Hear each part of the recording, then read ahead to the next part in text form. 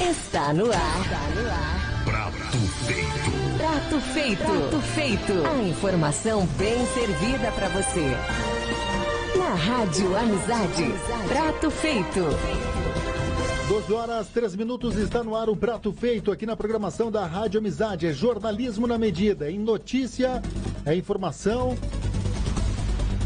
O seu informativo do meio-dia, o seu jornal do meio-dia, é o Prato Feito. As principais informações, os principais destaques desta edição.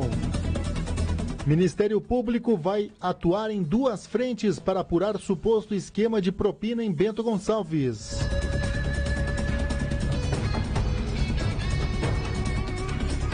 Mesmo sob suspeitas, Prefeitura de Bento Gonçalves vai pedir desarquivamento do projeto de revisão do plano diretor em Bento. Hospital Taquini inaugura novo centro obstétrico em Bento Gonçalves. Polo Moveleiro volta a registrar crescimento nas vendas após 4 anos. Prefeitura apresenta projeto para dar mais segurança a ciclistas e pedestres nas rodovias dos Romeiros em Farroupilha. Mais de 600 pessoas são vacinadas contra a gripe no dia D em Garibaldi. Primeira etapa da vacinação contra a febre aftosa segue até dia 31 de maio. Polícia Civil divulga nome de procurado por homicídio ocorrido neste ano em Bento Gonçalves. Polícia Civil presta homenagem a investigadores que atuaram no caso Nayara em Caxias do Sul. Homem é morto a tiros em emboscada na Perimetral Oeste em Caxias do Sul. Vândalos picham letreiro na entrada de Farroupilha.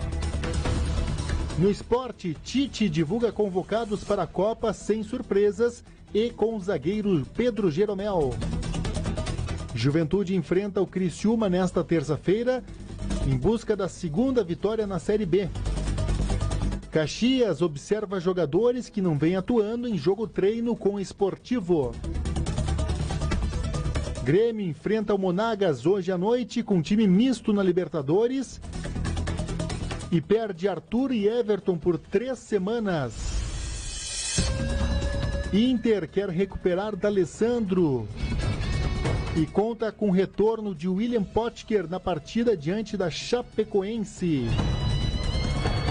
São as principais informações, são os destaques desta edição do Prato Feito. É o jornalismo do Grupo RS Com. Vamos começar o dia. Vamos começar o programa sabendo os fatos que marcaram o dia 15 de maio na história. Você ouve agora Almanac RS Com. Almanac RS Com. A história passada a limpo. Hoje é o Dia Internacional da Família. O santo do dia é Santo Isidoro Lavrador. A lua é nova e o signo é touro. Estamos no 135º dia do ano. O dia 15 de maio na história. Em 1882 é firmado um tratado entre Brasil e Bolívia para a construção da ferrovia Madeira-Mamoré. Em 1891 é publicada a encíclica Rerum Novarum, que define a doutrina social da Igreja Católica. Em 1916, uma ocupação militar norte-americana na República Dominicana do Haiti marca a hegemonia dos Estados Unidos no Caribe. Em 1918, é inaugurado o correio aéreo entre Washington e Nova York. Em 1935, o metrô de Moscou é aberto ao público. Em 1963, o astronauta norte-americano Gordon Cooper dá 22 voltas na Terra a bordo de uma nave espacial. Em 1966, morre o ex-presidente do Brasil, Venceslau Braz. Em 1970, é instituída no Brasil a moeda cruzeiro. Em 1971, é implantado o estado de guerra no Uruguai. Em 2010, um incêndio no laboratório de Butantan, em São Paulo, destrói uma grande... Em 1998, morre Frank Sinatra, cantor e ator norte-americano. Em 2010, um incêndio no laboratório de Butantã, em São Paulo, destrói um grande acervo de animais venenosos. Frase do dia: o álcool pode ser o pior inimigo do homem, mas a Bíblia diz para amarmos nosso inimigo. Frank Sinatra. Você ouviu Almanac RS com A informação bem servida para você. Prato feito na amizade. O tempo na sua região. Página do tempo na Rádio Amizade. Previsão do tempo, temperatura neste momento marcando 15 graus. Chove neste momento na Serra Gaúcha. Nós vamos ampliar a previsão para o estado do Rio Grande do Sul. O sul do Brasil deve receber mais pancadas de chuva esta semana com a passagem de duas frentes frias. A primeira chega nesta terça-feira, avança pelo Rio Grande do Sul e à noite chega a Santa Catarina. O maior volume de chuva é esperado para o oeste da região. Na faixa mais escura do mapa, o tempo fica chuvoso desde cedo e alerta para temporais. Mas a nebulosidade também se espalha pelas outras áreas do Rio Grande do Sul e as pancadas de chuva começam no período da manhã. Por causa do excesso de nebulosidade e da chuva, a temperatura máxima não vai subir muito nessas áreas. Nas outras áreas da região, inclusive em Curitiba e em Florianópolis, o sol aparece com mais força e a aproximação da frente fria provoca pancadas de chuva a partir da tarde. Também há risco de chuva de forte intensidade por essas áreas. Curitiba, em especial, deve começar o dia com névoa. A mínima prevista é de 13 graus na capital, 16 graus em Porto Alegre. Em Florianópolis, máxima prevista de 27 graus. Ok, tá aí a previsão do tempo com a Clima Tempo. Quem também gravou foi Dariano Moraes. Nesta terça-feira teremos chuva no Rio Grande do Sul. Conforme a Metsul Meteorologia, a entrada de uma frente fria que se desloca pelo estado traz um aumento de nebulosidade, onde em pontos isolados se reveza com sol em alguns momentos. A chuva atinge primeiramente a região central e o norte do estado, combinada com raios e granizo. Já na metade sul, o dia será de sol e nuvens, com períodos de maior nebulosidade, onde a chuva chega durante a noite. A temperatura será amena e o dia não será tão frio. Na capital, em Porto Alegre, a terça-feira será dividida entre sol e períodos de chuva. A capital gaúcha terá marcas entre 14 e 23 graus. Já em Bento Gonçalves, o sol alterna-se com pancadas de chuva e possíveis trovoadas. Chuva esta que acumula menos de 10 milímetros. As temperaturas ficam entre 16 e 23 graus. Da central de conteúdo do Grupo RS Com, Dariano Moraes. Ok, obrigado Dariano Moraes pelas informações. O tempo na sua região. Página do tempo na Rádio Amizade. Dariano Moraes trazendo informações da previsão do tempo. Daqui a pouquinho tem matérias que o Dariano Moraes também vai participar conosco aqui no Prato Feito. A gente vai para a primeira parada do Prato Feito. Daqui a pouquinho tem informações de Bento Gonçalves, de Caxias do Sul, de Farroupilha, de Garibaldi.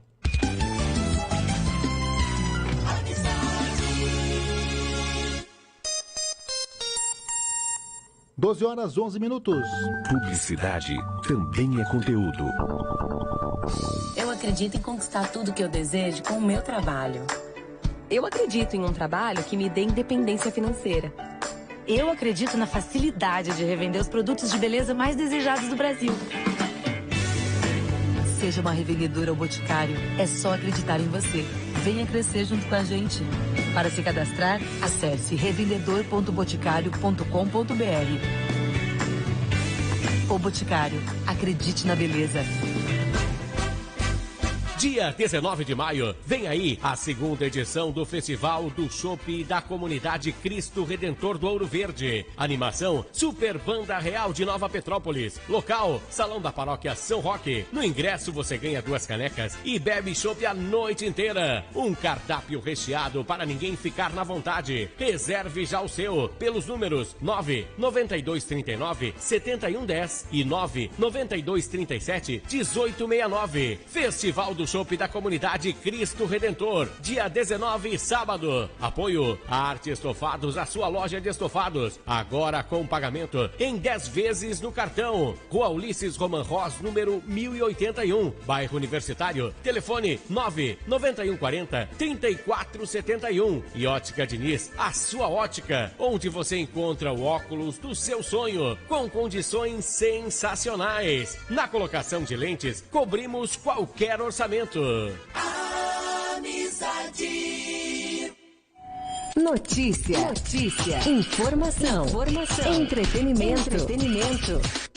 Na Rádio Amizade.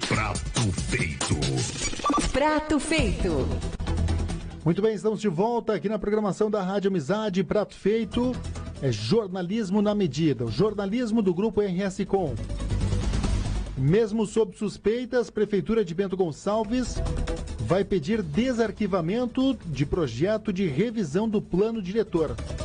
Rogério Costa Arantes tem as informações. Um dia depois que as suspeitas de pagamento de propina a vereadores de Bento Gonçalves para aprovar emendas ao plano diretor resultaram na abertura de um inquérito civil do Ministério Público Estadual, a Prefeitura confirmou que deve solicitar o desarquivamento do projeto de revisão do plano nesta quarta-feira. De acordo com o secretário de Governo, Enio De Pares, a Prefeitura tem um compromisso com a comunidade para encaminhar a votação do plano. Ele afirma que a decisão do Executivo é independente do que ocorre na Câmara e que o processo seguiu todos os trâmites adequados. De Pares acredita que as suspeitas sobre a lisura do processo no Legislativo não impedem o novo encaminhamento do projeto. O Executivo é independente da Câmara de Vereadores. Então aqui tem que andar. Amanhã nós vamos desarquivar e vamos encaminhar. O Executivo fez todo um trabalho aqui junto à Complan, junto à comunidade. A proposta do Executivo não tem nada a ver do que foi ou não foi, o que está acontecendo, não está acontecendo. Não joga para cima do Executivo a situação da Câmara. O Executivo não vai interferir no posicionamento dos vereadores. Eu te diria que é uma decisão que está tomada, né? A intenção da Prefeitura é aprovar o plano ainda neste ano, 2 anos depois do prazo de 10 anos estabelecido para as revisões pelo Estatuto das Cidades. Em Bento Gonçalves, esse prazo se esgotou em 2016. Mas, efetivamente, essa pressa não se justifica, porque o governo federal prorrogou em janeiro deste ano o prazo para estados e municípios aprovarem os planos até abril de 2019. Para o presidente da Câmara de Vereadores, Moisés Escúcel Neto, mesmo que o período não seja considerado por ele o mais propício para o retorno dos debates sobre a revisão do plano, se o pedido de desarquivamento for efetivamente encaminhado, ele deverá entrar na pauta de votações em, no máximo, 30 dias. A gente tem que respeitar o processo legislativo e o autor do projeto entendendo que deva remetê-lo à casa, nós vamos seguir os trâmites normais, então, dos projetos aqui na Câmara de Vereadores. Na verdade, ele está pronto para ser incluído na pauta, porque antes do arquivamento já havia a emissão dos pareceres das comissões da casa. Eu tenho a competência, eu diria, né, de colocá-lo em votação dentro de um prazo regimental, que, se eu não me engano, é de até 30 dias, né, que ele obrigatoriamente tem que ir à votação. A opinião de que talvez se devesse segurar para esclarecer a situação é uma opinião minha, né, pessoal, de vereador, né. Mas quem detém o poder sobre o pedido de arquivamento e desarquivamento do projeto é o autor, né? De acordo com ele, os autores das emendas apresentadas no ano passado também poderão solicitar o desarquivamento. O projeto de lei para a revisão do plano diretor em Bento Gonçalves está arquivado desde dezembro do ano passado, a pedido do Executivo.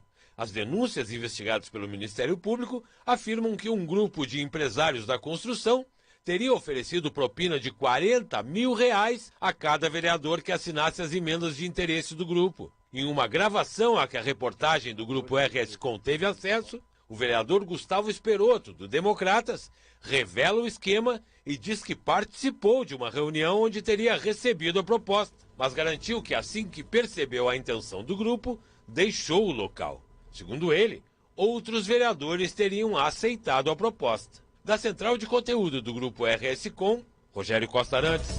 Ok, muito obrigado, Rogério Costa Arantes, pelas informações. Nós estamos com o prato feito aqui na Rádio Amizade. Obrigado pela sua sintonia, Nathalie Ché, Jean Prado, a Lúcia Siqueira, a Rayana Simeone, o Telmo Roveda. São algumas pessoas que estão acompanhando aqui, a Suzy Silveira, o Alexandre, a Tanise, o Antônio Carlos, o Rodrigo, a Ana, a Jussara Rodrigues, Rosângela Souza, a Deise, Nathalie Ché acompanhando então, vendendo muito chocolate. 12 horas e 18 minutos, esse é o Prato Feito. Dando continuidade nas informações, um grupo de pessoas entregou uma denúncia no Ministério Público aqui de Bento Gonçalves sobre esse suposto esquema de pagamento de propina a vereadores aqui de Bento Gonçalves para aprovar emendas ao plano diretor da cidade. A partir do que foi entregue, o Ministério Público já tem certo que atuará em duas frentes nessa investigação que tramita sob sigilo. A segunda civil do Ministério Público vai investigar fatos relacionados à improbidade administrativa e o Ministério Público especializado vai atuar nas questões técnicas. Sobre o segundo aspecto da investigação, o Ministério Público especializado já vem acompanhando o trabalho contratado pelo município para elaborar estudo do plano diretor na cidade. Em entrevista exclusiva, os promotores de justiça da segunda vara civil, Alessio Nogueira e o Elcio Resmini de Menezes, falam sobre essas duas frentes de investigação. Quem acompanhou essa entrevista, quem realizou essa entrevista foi o repórter Dariano Moraes. Nós vamos reproduzir aqui na programação da Amizade do Prato Feito a partir de agora. Na manhã desta segunda-feira, o Ministério Público da Segunda Civil recebeu uma denúncia de pessoas, de um grupo de pessoas que compareceram à sede do Ministério Público para trazer uma denúncia a respeito de suposto pagamento de propina para a votação ou modificação do plano diretor da cidade. O Dr. Elcio Resmini Menezes, que é também da Promotoria Especializada, participou desta recepção a esta denúncia. E nós vamos conversar agora com o Dr. Alessio Silva Nogueira, que é titular da Segunda Civil, e nos fala do conteúdo que for entregue e os procedimentos do Ministério Público. Pois é, nós recebemos então, nós fizemos a oitiva hoje de pessoas que vieram aqui se manifestar sobre a gravação, né? Está circulando aí já, e vieram trazer uma cópia, que a gente então reuniu a partir desse momento alguns elementos iniciais para iniciarmos uma investigação, que a gente chama, né? Eu abri, no caso da minha promotoria, uma enquete civil para apurar esse possível suposta denúncia de corrupção. Já existe um inquérito civil na área urbanística do colega Elcio, em referente à questão das alterações no plano diretor. Então nós estamos juntando esforços das duas áreas, né, na área da improbidade administrativa, que é a minha, na área do urbanismo, do Dr. Elcio, para a gente apurar, enfim, essa denúncia, que ela é extremamente grave, né, na medida em que mostra um vício, teoricamente, um suposto vício no processo de formulação legislativa de Bento Gonçalves. O senhor chegou a analisar algum elemento do que foi entregue para o senhor, ou o senhor vai ainda fazer essa análise de maneira mais detida? Não, nós estamos agora, justamente, vamos reunir para ver os próximos passos, né, que nós vamos tomar em relação a isso. Então, existem umas linhas, nesse momento não é o caso da gente abrir, até porque o procedimento está sob sigilo em relação às pessoas, né? Enfim, o que a gente pode adiantar é apenas essa questão mais genérica, que foi aberto um expediente, que tem essa gravação que, no fim, está circulando, então já não é tanto segredo, vamos assim dizer, mas que, neste momento, nós já temos algumas linhas, mas não podemos ainda divulgá-las. O senhor acredita que a possível tramitação desse tipo de procedimento, de algum projeto na Câmara, modificando o plano diretor, possa levar o Ministério Público, de repente, até mesmo entrar com um mandado de segurança para impedir que essa tramitação aconteça, até que se esclareça o caso? Eu vou pedir para o colega Elcio, né, que está na área urbanística, que pode dar maior informação sobre isso. Nós vamos conversar então com o Dr. Elcio Resmini Menezes, da Promotoria Especializada, inclusive já acompanha alguns procedimentos, em alguns casos abriu inclusive um procedimento aqui outrora em função do convênio que foi assinado com a Universidade Federal do Rio Grande do Sul para traçar um novo plano diretor para a cidade de Bento Gonçalves. O que o senhor pôde até agora verificar em relação a esse trabalho que o senhor já vinha fazendo, conexo com esse que foi apresentado hoje? Nós estabelecemos esse trabalho como um princípio de verificação relacionada à questão urbanística. O inquérito civil diz respeito ao acompanhamento do trabalho específico na modificação do plano diretor, desde a contratação da universidade até os resultados que foram, então, acolhidos pelo prefeito municipal e encaminhados à Câmara de Vereadores. Então, logo as emendas foram sendo apresentadas, acompanhamos também as emendas apresentadas à proposição do plano diretor e, automaticamente, no momento que o prefeito retirou de pauta, retirou de avaliação estas emendas e o plano em si, nós acabamos, então, acompanhando a reavaliação das emendas feitas pelo Complan, que foi o órgão técnico que fez todo o estudo para que o prefeito embasasse, então, o encaminhamento à Câmara de Vereadores.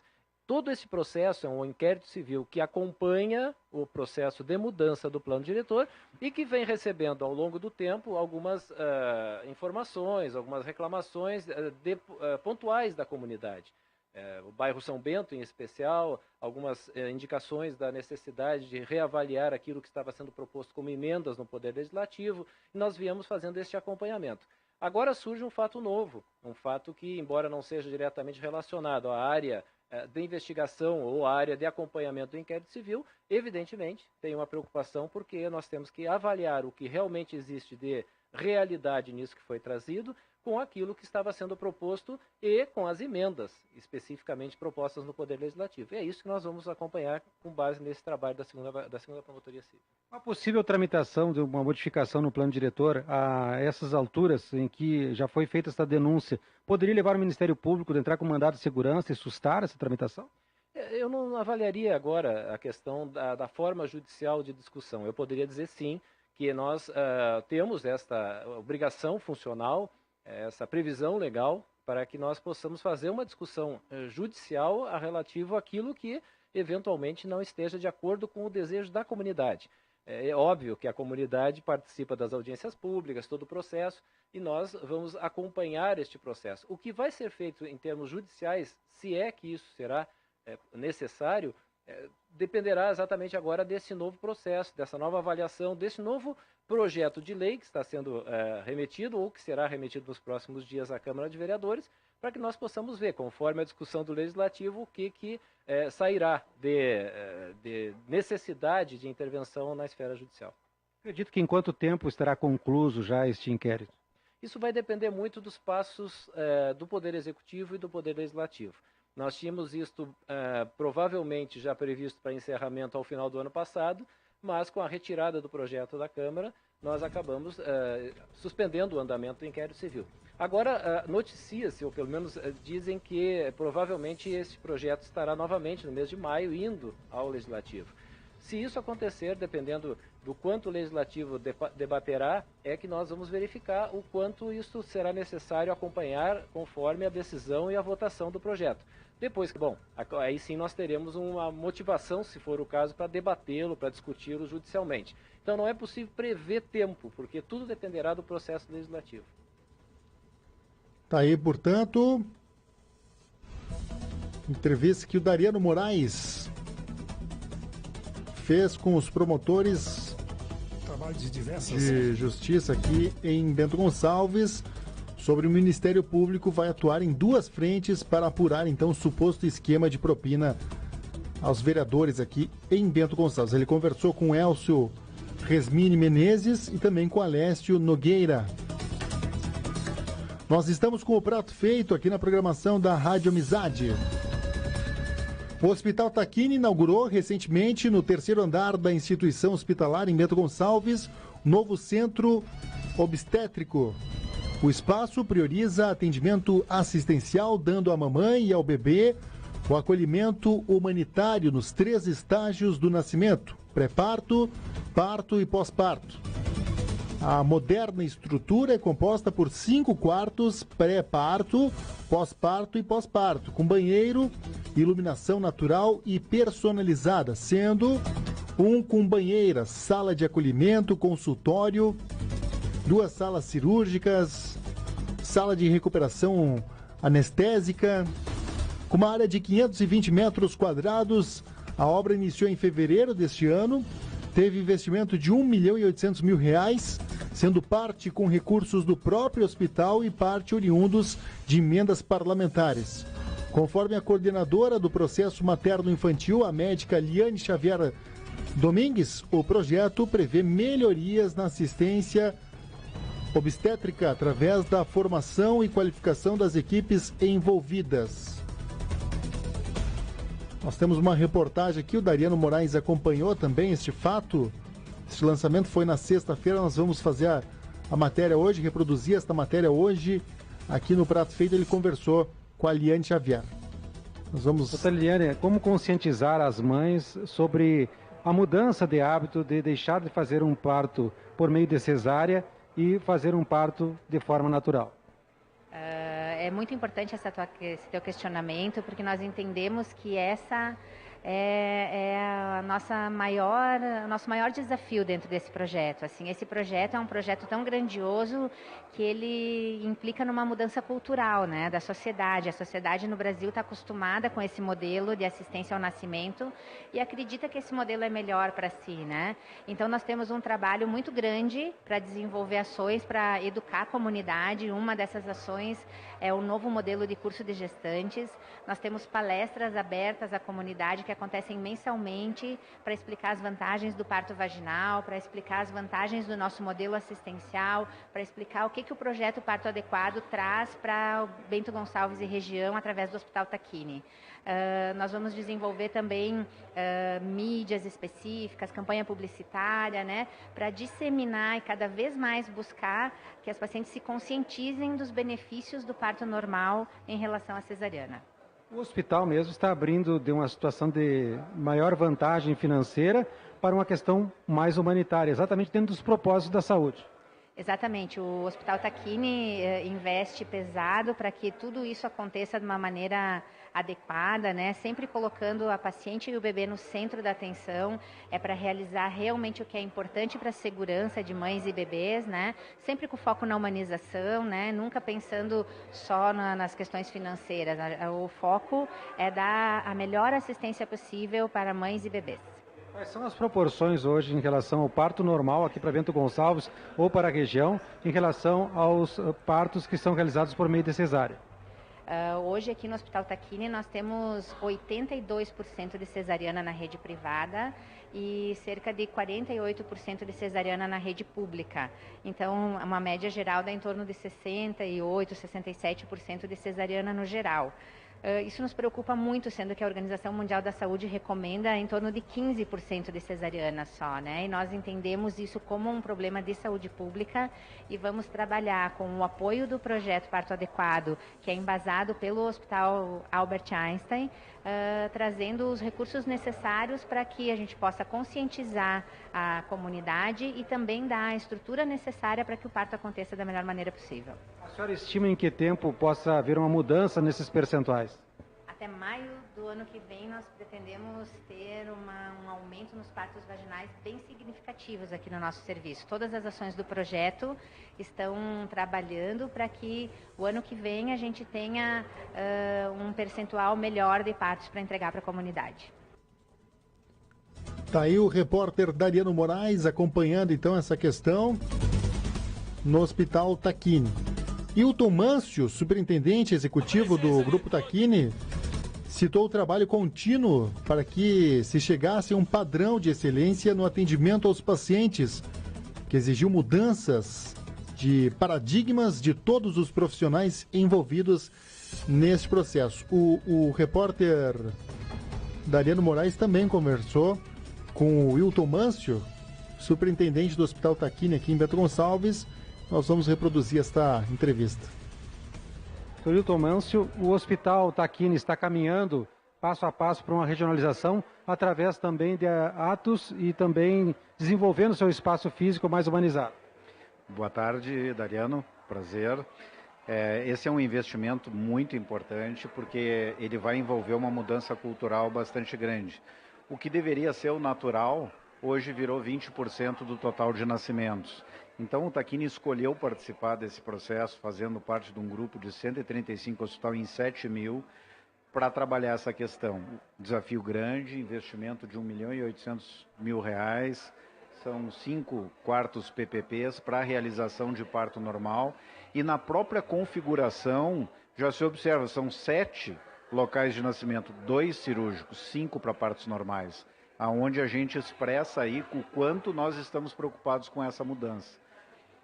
O caminho do hospital é para a regionalização do atendimento, já com este pioneirismo em relação a esse tipo de atendimento humanizado.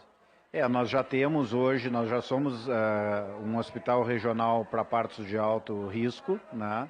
E agora estamos junto com a equipe médica, a equipe de enfermeiros e todos os profissionais envolvidos, preparados para conseguir fazer essa grande mudança. Para nós tem sido um aprendizado muito grande estar nesse projeto coordenado pelo Hospital Albert Einstein, onde eles estão passando todo um conhecimento, uma expertise para que isso aconteça, porque nós não estamos aqui falando sobre técnica médica especificamente, nós estamos falando sobre toda uma mudança muito grande.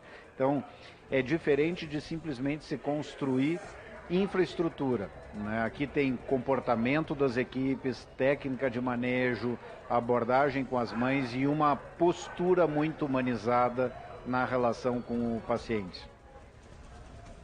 Tá aí, portanto, superintendente do Hospital Tacchini aqui de Bento Gonçalves.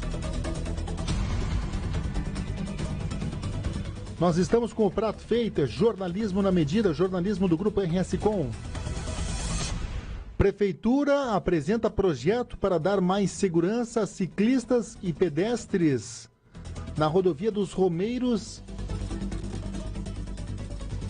em Farroupilha. A Prefeitura de Farroupilha elaborou um projeto de melhorias na rodovia dos Romeiros até o Santuário de Caravaggio. Entre as propostas está a necessidade de redução da velocidade máxima permitida no local, de 60 para 40 km por hora, e a colocação de tachões na via, delimitando o espaço dos motoristas, criando um espaço de proteção para ciclistas e pedestres. Conforme o secretário de Esporte, Lazer e Juventude, Sidney Catafesta, a ideia é criar uma ciclofaixa compartilhada, ampliando assim o espaço para ciclistas e pedestres trafegarem com segurança no local. Estamos trabalhando junto com a Secretaria de Esporte, Secretaria de Planejamento, também com a Secretaria de Trânsito e com o amparo total da nossa Associação Farroupilhense de Ciclismo, com a Federação Gaúcha de Ciclismo, que veio até Farroupilha numa das nossas reuniões, e uma dessas visitas técnicas foi feito então o levantamento das necessidades que serão ali então implantadas agora com esse projeto, que é uma ciclofaixa compartilhada. O que é isso? É um espaço onde o ciclista e o pedestre vão dividir. Isso é uma pintura na via, do sentido até Caravaggio, aí também com sinalização, com placas advertendo ali, com essas, que ali é um espaço de ciclista, é um espaço de pedestre e também uma melhoria na via por parte do DAER. É isso que vamos estar trabalhando agora no final do mês com o DAER, para que ele possa vir e fazer a pintura com alto relevo. Nós, com secretaria, com o município, nós vamos estar trabalhando a colocação de tachões, obstáculos nas curvas, onde é o maior índice de acidente, tudo isso para evitar. A ciclovia que está sendo construída, a Caravaggio, ela vai continuar.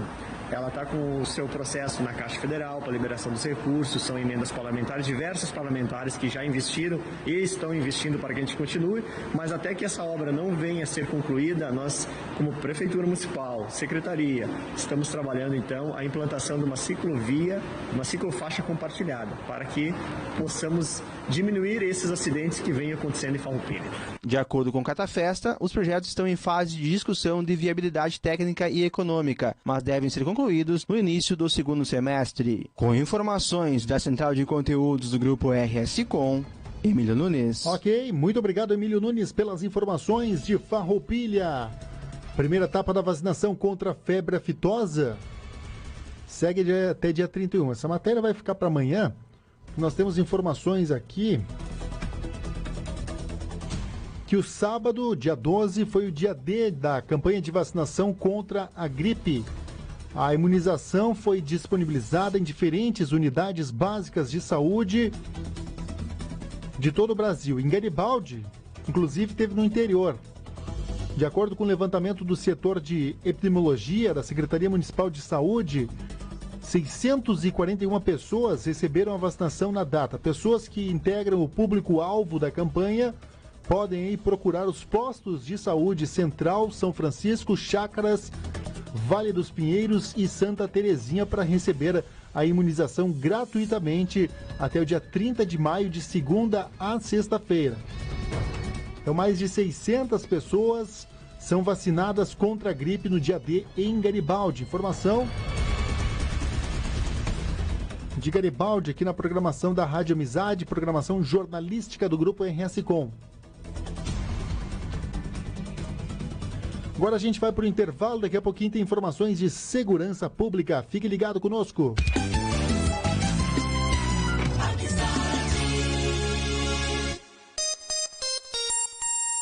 22 minutos faltando para 1h da tarde. Publicidade é informação. Hoje em dia a gente faz tudo pela internet, né? Dá pra fazer pesquisa, estudar. Na internet você bate papo, troca mensagens, envia fotos, faz tudo. Até a sua inscrição pro Enem 2018. Basta entrar no site enem.inep.gov.br/participante. Mas atenção, as inscrições vão de 7 a 18 de maio. E mesmo quem fez o pedido de isenção precisa fazer a inscrição do Enem. Ministério da Educação, Governo Federal. Tô ligado na Amizade. A informação bem servida para você. Prato feito na Amizade. Nós estamos com o prato feito, a trilha já identifica. É hora das informações de segurança pública no prato feito. Quero mandar um grande alô para você que está nos assistindo no Facebook, você que está nos acompanhando. Luciano Solano, a Nayeli Rodói, a Rosane Machado, Jair Jorge da Silva, a Larissa, a Regina, a Janine, a Nathalie Ché, o Telmo Roveda, a Rayana, a Lúcia Siqueira. Vamos ver quem mais está acompanhando aqui. A Suzy, o Alexandre, a Tanise, o Antônio Carlos, a Geni, o Rodrigo, a Ana, a Jussara, o Telmo, a Janine, a Vânia, a Maiara, Rosângela, o Jean Prado. Enfim, obrigado pela audiência, obrigado pela companhia. Informações de segurança pública, porque a polícia divulga nome de autor de um homicídio ocorrido neste ano aqui em Bento Gonçalves. Vamos ampliar essa informação. A Polícia Civil divulgou o resultado das investigações de um homicídio ocorrido na manhã do dia 10 de março deste ano, na rua Lajedense, no bairro Municipal, em Bento Gonçalves. A vítima, identificada como Ayrton Antônio Gotardo, de 51 anos, foi morto com 2 disparos de arma de fogo por volta das 6 horas da manhã. Gotardo foi atingido na cabeça em frente a um bar enquanto estava bebendo junto com um amigo. Durante a ação, uma mulher sofreu ferimentos e foi atendida pelo SAMU. Uma câmera de vídeo monitoramento registrou o crime. Segundo o delegado Álvaro Pacheco Becker, titular da 2ª Delegacia de Polícia, o autor dos disparos seria Alan Prates, de 23 anos, que teve sua prisão preventiva decretada e encontra-se foragido da Justiça. Dos homicídios que nós temos em andamento, outro está também elucidado, que é um do senhor do bairro Municipal, onde o indivíduo Alan Prates foi o autor. Ele tem a sua prisão preventiva decretada e está foragido. Então o pessoal está atrás dele para também prendê-lo e apresentá-lo à justiça como autor desse crime, onde que morreu um senhor num bar e uma mulher ficou ferida. A Polícia Civil chegou a cumprir mandato de busca e prisão na casa do acusado, na mesma rua onde ele teria matado Gotardo, no bairro Municipal, em Bento. Quando os policiais chegaram ao local, Alan Prates que seria o suspeito do crime, saiu correndo para um mato. Foram efetuadas buscas, mas ninguém foi localizado. Os policiais apreenderam armas e drogas. Um adolescente de 17 anos foi apreendido. Foram encontradas porções de crack, maconha e cocaína, um rádio comunicador, além de uma pistola calibre .45 de uso do Exército Argentino e um revólver calibre 38, ambos municiados, sendo provavelmente a arma utilizada no assassinato. Da central de conteúdo do Grupo RS Com, Bruno Mesomo. E a Polícia Civil presta homenagem a investigadores que atuaram no caso Nayara em Caxias do Sul. Michael Heck tem as informações. A Polícia Civil do Rio Grande do Sul homenageou na tarde desta segunda-feira 4 delegados e 12 investigadores que participaram da solução do caso da menina Nayara Soares Gomes, de 7 anos, estuprada e morta pelo autor confesso Juliano Vieira Pimentel de Souza, de 31 anos, no dia 9 de março deste ano em Caxias do Sul. Através do delegado de Polícia do Interior, Fernando Antônio Sodré de Oliveira, os 16 policiais receberam a portaria de louvor pela atuação e contribuição na solução do caso que chocou a comunidade caxiense. Oliveira explica que a honraria é um reconhecimento mínimo que a instituição pode fazer pelos agentes que se empenharam para elucidar o caso. Isso é o mínimo reconhecimento institucional que a gente pode fazer por um empenho desses policiais que trabalharam dia e noite, incansavelmente, para a solução desse caso tão dramático da Nayara, que tanto chocou a comunidade de Caxias, toda a comunidade do estado e até do país, pela crueldade, pelos detalhes. Mas, por outro lado, é uma resposta que a Polícia Civil deu de forma muito eficaz e efetiva à questão desse crime violento e da necessidade de responsabilização criminal daqueles que praticaram esse tipo de ilícito, que praticou esse tipo de ilícito.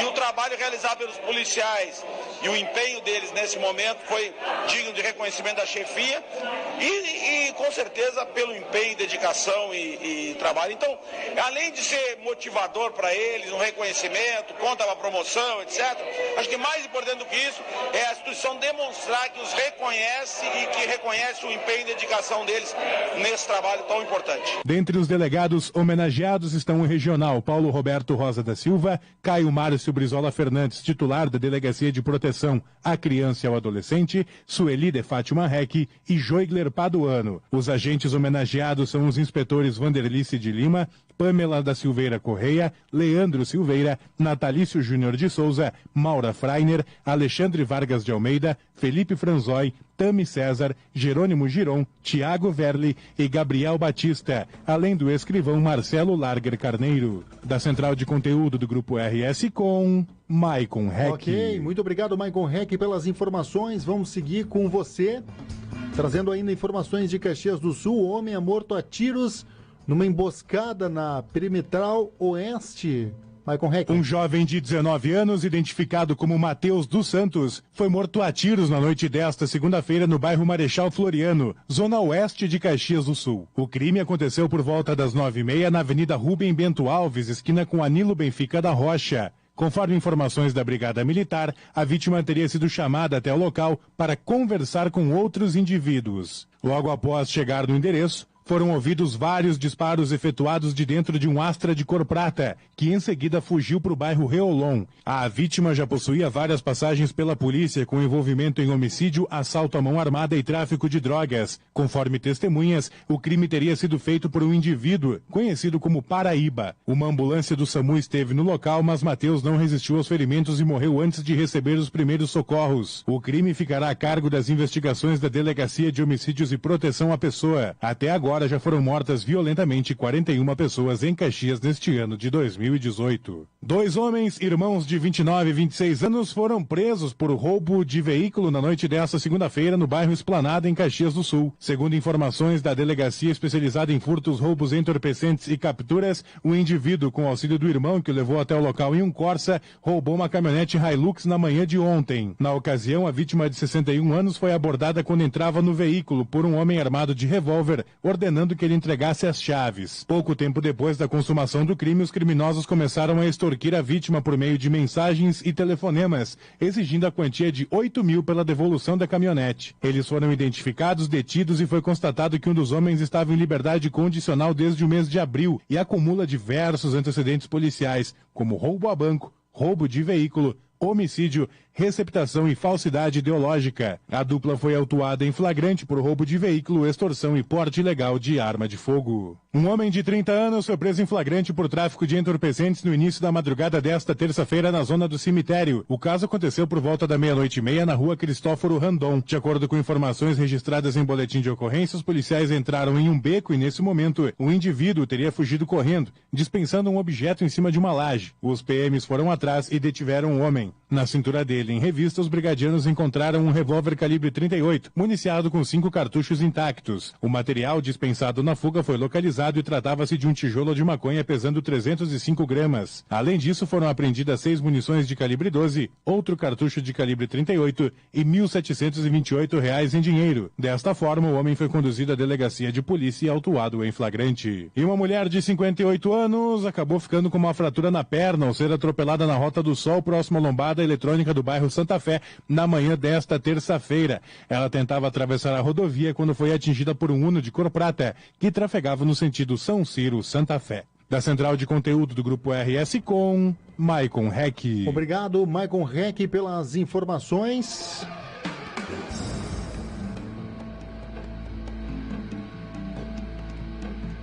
Nós estamos com o prato feito, jornalismo na medida, o jornalismo do Grupo RS Com. Vândalos picham letreiro na entrada de Farroupilha.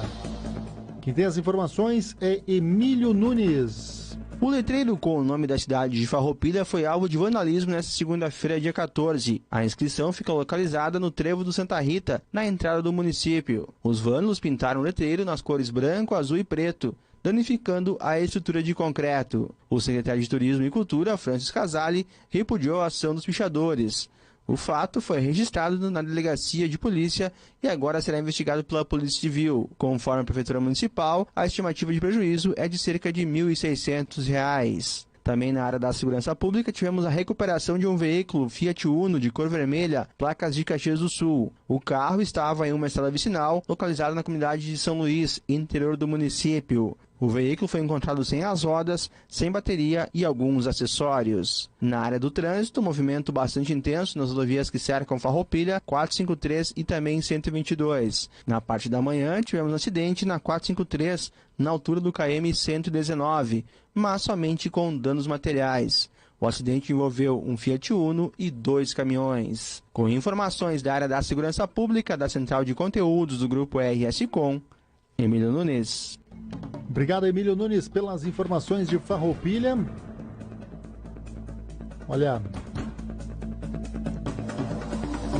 o prejuízo neste caso, desse letreiro na entrada de Farroupilha, a prefeitura estima um prejuízo de R$ 1.600. Vândalos acabaram pichando nesta última madrugada o acesso a Farroupilha. A gente vai para o intervalo, daqui a pouquinho tem informações do esporte aqui no Prato Feito. Fique ligado conosco. Jornalismo na medida. Rádio Amizade. Prato Feito. Prato Feito.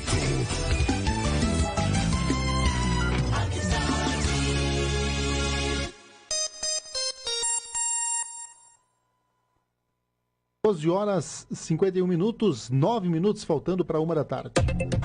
Agora é informação comercial. A estação mudou e nada melhor do que um edredom aconchegante e quentinho. Na Lia Colchões você encontra os melhores edredons, com os preços e condições bem especiais. Vem escolher o seu. Edredom dupla face com plush, solteiro, R$ 119. Casal, R$ 139. Queen, R$ 189. Venha pra Lia Colchões, venha aproveitar. Lia Colchões, em Bento Gonçalves e Farroupilha.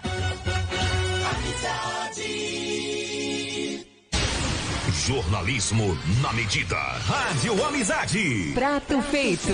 Prato feito. Estamos de volta. A trilha também já identifica, é hora do esporte. O esporte no prato feito, o esporte do Grupo RS Com. O Tite divulgou os convocados para a Copa sem surpresas e com o zagueiro do Grêmio, Pedro Jeromel. Vamos conferir essa matéria com o Felipe Sboril. A seleção brasileira está convocada para a Copa do Mundo. Nesta segunda-feira, Tite chamou os 23 jogadores que irão defender a amarelinha na Rússia em 2018. Os goleiros escolhidos foram Alisson, Cássio e Éder. Os defensores, Danilo, Jeromel, Felipe Luiz, Marcelo, Marquinhos, Miranda, Fagner e Thiago Silva. Os meio-campistas, Casimiro, Fernandinho, Fred, Paulinho, Felipe Coutinho, Renato Augusto e William.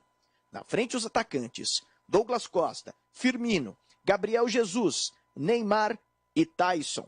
O técnico Tite concedeu entrevista coletiva nesta segunda-feira, aqui no Rio de Janeiro, e nos fala, primeiramente, sobre o desempenho da seleção brasileira e a importância do Mundial.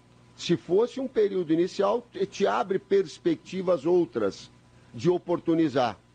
Mundial, pressão psicológica, necessidade de desempenho, aspectos táticos, técnicos, físicos e emocionais, eles são fundamentais para essa avaliação. Dito nessa consistência de carreira que um atleta de alto nível tem que ter. Contou também a versatilidade dos jogadores na hora de escolher os 23 atletas para a Copa. Essa versatilidade e essa ideia, um modelo de jogo, uma forma de atuar. Nós gostamos de construir saindo jogando, com triangulações curtas. O meio-campo e a segunda parte do campo, ela é de criação, de construção. E o único momento de escolha, se ele pode marcar alto ou voltar, é o tiro de meta e a bola parada. Nos demais, a bola é que determina a compactação. É a bola que determina a marcação. Pergunta tática, a resposta tática. Então, atleta que tenha mais ou menos o que trabalhe dentro desse perfil. A seleção brasileira se apresenta na Granja Comari semana que vem para o início dos testes físicos. Antes do Mundial, tem 2 amistosos pela frente. O primeiro contra a Croácia e o segundo contra a Áustria, em Viena. A seleção brasileira estreia na Copa do Mundo no dia 17 de junho, contra a Suíça, em Rostov. Com informações da seleção brasileira, Felipe Osboril. Obrigado pelas informações.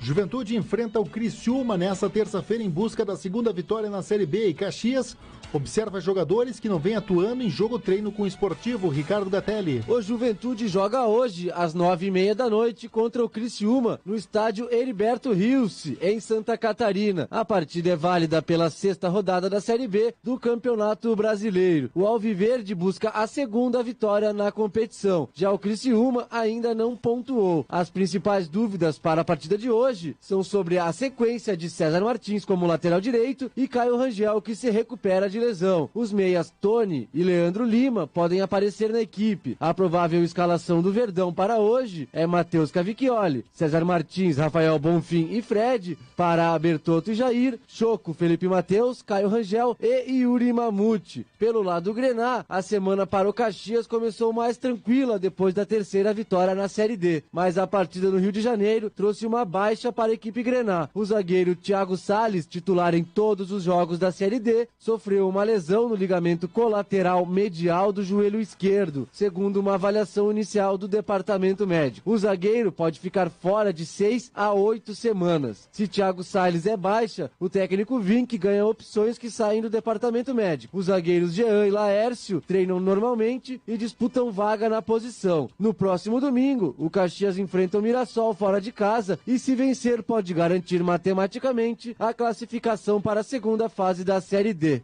Da da Central de Conteúdo do Grupo RS Com, Ricardo Gatelli. Obrigado, Ricardo Gatelli. Vamos rapidamente com a informação da dupla Grenal. 2 dias após o Grenal, o técnico Renato Portaluppi teve a confirmação de importantes desfalques para a sequência da temporada. Com lesões musculares, o volante Arthur e o atacante Everton deverão ficar afastados do time do Grêmio por 3 semanas. Arthur sofreu uma lesão de grau 2 no músculo reto femoral da perna direita. O volante deve ficar fora dos gramados por 3 semanas. Já Everton também tem uma lesão do mesmo grau, mas no adutor da coxa esquerda e vai parar pelo menos pelo mesmo período.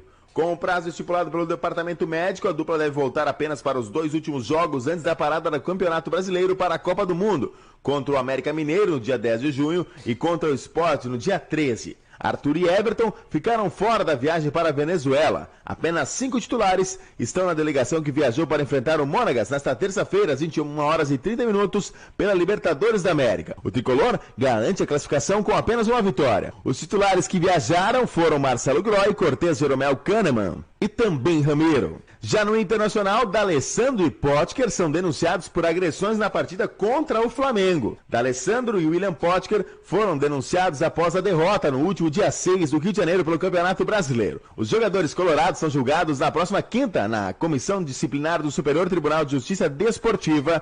Eles foram denunciados por agressão física e podem pegar de 4 a 12 jogos de suspensão. E D'Alessandro pode voltar a ser julgado pelo caso do Grenal, onde ele, após sair do banco de reservas no final do jogo, agrediu Luan. Com informações da dupla Grenal, da Central de Conteúdo do Grupo RS Com, Arthur Cipriani. Obrigado, Arthur Cipriani. Vem aí o programa Sem Nome na programação da Rádio Amizade.